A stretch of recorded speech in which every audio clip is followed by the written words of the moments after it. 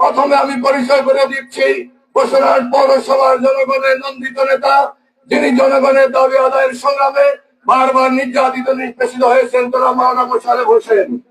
আমাদের সহপক্ষীরা ইউনিয়নের যিনি জনগণের প্রতিনিধিত্ব করবেন, যিনি বারবার জনগণের দাবি আদায়ের জন্য নির্যাতিত হয়েছেন, সংগ্রামী জননেতা জনাব মাওলানা মিজানুর রহমান।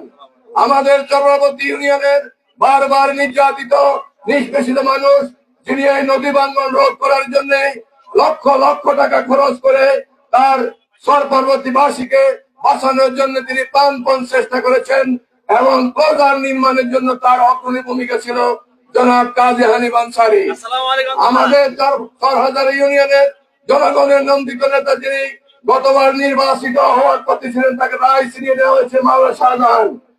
আর আমাদের এই আজকের এই আয়োজন, যে আয়োজনের সমগ্র ভাগে যিনি ছিলেন, সাংবাদিক ভাই সহ সবাইকে দাওয়াত দিয়ে যিনি আজকে আয়োজন করেছেন, চরহাজার ইউনিয়নের আগামী দিনের এই নদী ভাঙ্গন রোধ করে হাজার হাজার মানুষকে পুনর্বাসন করার জন্য যিনি ভূমিকা পালন করবেন, জনাব মাওলানা আইয়ুব আলী।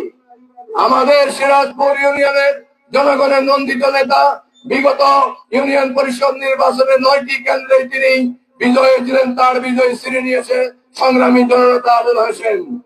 আমাদের মুসাপুর ইউনিয়নের জনগণের নন্দিত নেতা, মুসাপুর ক্লোজার নির্মাণে যার ঐতিহাসিক ভূমিকা ছিল, যিনি সর্ব অবস্থায় জনগণের সাথে আছেন, সংগ্রামী ছাত্র নেতা জনাব অধ্যাপক জিয়াউল হক জিয়া।